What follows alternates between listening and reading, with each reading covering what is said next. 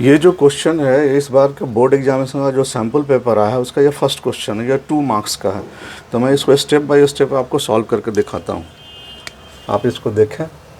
सबसे पहला काम ये करना है कि हमको 1 प्लस लॉग एक्स करना है और उतना ही को माइनस कर देना है। 1 प्लस लॉग एक्स का होल स्क्वायर और यहाँ पर डी एक्स रहेगा। इसके बाद नेक्स्ट स्टेप में इसको हम लोगों को अलग अलग कर देना है। अलग अलग करने का मतलब है कि आप इसको लिखेंगे 1 प्लस लॉग एक्स और 1 प्लस लॉग एक्स का होल स्क्वायर माइनस फिर लिखेंगे 1 divided by 1 plus log x का होल स्क्वायर। ये ऐसे ब्रैकेट रहा और यहाँ पर आपका डी एक्स आ गया। इतना काम करने के बाद आपको करना क्या है कि इस log x को सब्स्टिट्यूट करना है। लेकिन सब्स्टिट्यूट करने का मेथड क्या होगा वो हम लोग पहले इस चीज़ को सीख लेते हैं।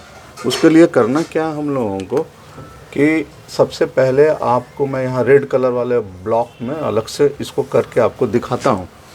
सबसे पहले आप क्या करेंगे कि आप जैसे t इज़ इक्वल टू आपने log x माना, कोई भी जो log x होता है उसका बेस एक्सपोनेंशियल का होता है। और जब ये एक्सपोनेंशियल ये वाला पार्ट यहाँ से हट करके यहाँ जाएगा तो ये हो जाएगा e to the power t और इस साइड में केवल x बचेगा। ये लॉग का एक नियम है, इस नियम को जानना बहुत ज़रूरी है। उसके बाद जब आप इसका डिफ्रेंशिएशन करेंगे विथ रिस्पेक्ट टू t तो ये आपका dx by D T is equal to E to the power t आएगा। चूँकि यहाँ पर dx की आवश्यकता है तो हम क्या करेंगे कि नेक्स्ट स्टेप में यहाँ पर ये dx यहीं रहने देंगे और dt को यहाँ लेके जाएंगे तो e dt हो जाएगा। इसका क्या मतलब हुआ? इसका मतलब ये हुआ कि ये जो हम लोगों ने किया, ये जो dx का वैल्यू e t dt आया है।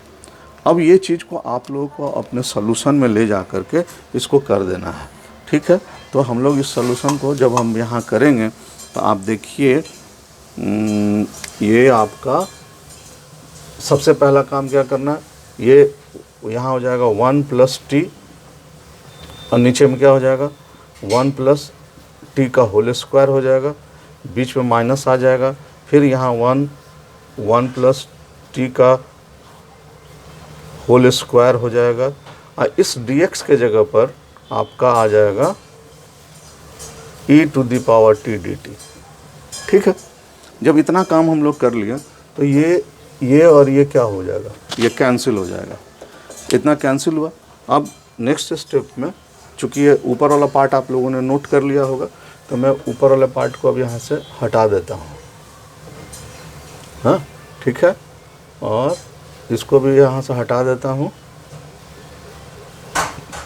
इसको हटा दिए हम। ये वाला पार्ट भी आप समझ चुके हैं कि इस किस तरह से इसको किया गया है, ये बहुत इम्पॉर्टेंट है। अब इसी क्वेश्चन को हम थोड़ा सा ऊपर ले जा करके इसको करके दिखाते हैं आप लोगों को ताकि आपको अच्छे से इसमें नज़र आ जाए। अब ये जो है यहाँ ये वाला लाइन हो, इसको हम किस पेन से लिख दें, ब्लू पेन से लिख देते हैं ताकि आपको समझ में आ जाए कि हम अलग ये स्टेप जो है ये इंटीग्रेशन हो गया। ये हमारे पास में आ गया 1 plus T minus 1 plus T का होल स्क्वायर और E T D T. Actually ये बाई पार्ट्स पे बनेगा, लेकिन बाई पार्ट्स पे बनाने में इसमें समय लगेगा। तो हम लोग को समय में अगर समय हम लोग को बचाना है तो हमको एक फार्मूला याद रखना पड़ेगा। वो फार्मूला हम रेड कलर से आपको लिख के दिखाते हैं।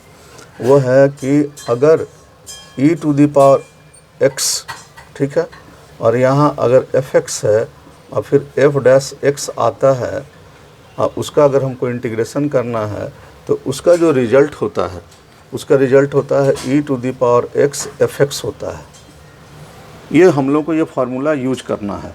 जब हम इस फार्मूला को यहाँ पर हम लोग जब यूज करेंगे तो कहने का मतलब है कि अगर आप इसको फंक्शन मानते हैं, कहने का मतलब है कि ये आपका अगर fx है, ये आपका ये वाला पार्ट आपका अगर fx है तो ये वाला पार्ट जो है ना f डैश x और उसका डिफ्रेंशिएशन किया जाएगा तो ये जो पार्ट होगा वो पार्ट f डैश x होगा।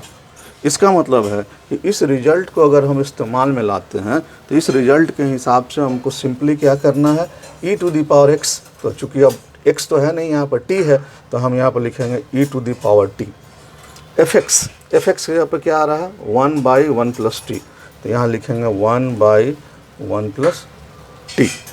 ये किया आपने, और ये आपका c यहाँ आ गया, क्योंकि ये इंडेफिनिट इंटीग्रेशन है, इसमें c आना ज़रूरी है।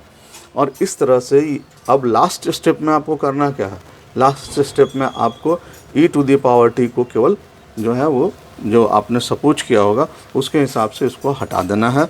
तो हम लोगों ने जो सपोज किया था उसके हिसाब से इसका काम ये हो गया, ये फार्मूला का काम हो गया, हमने समझाने का भी काम कर दिया। इसको यहाँ से हटा देते हैं। अब आप देखिए उसके बाद क्या करना है हम लोगों को, ये e to the power t, e to the power t किसके बराबर था, e to the power t किसके बराबर था, तो e to the power t था बराबर x के बराबर था, इंटू 1/1 + t। तो t हम लोगों ने कितना माना था, हमने माना था 1 + log x बेस में e, अब प्लस c, ये आपका यही आंसर हो गया।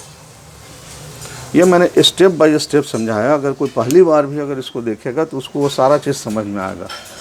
आप लोगों से ये मेरा रिक्वेस्ट है कि अगर ये हर एक स्टेप और ये एक्सप्लेनेशन आप अच्छा लगा हो तो आप इसको, मेरे इस वीडियो को लाइक कीजिए, सब्सक्राइब कीजिए, अपना कमेंट दीजिए, ताकि मैं इसी तरह का हर एक वीडियो आपका सैम्पल पेपर का एक सीरीज बना करके हर एक दिन आपको डालूं, ताकि आपको बोर्ड एग्जामिनेशन में फ़ायदा हो सके। Thank you for watching.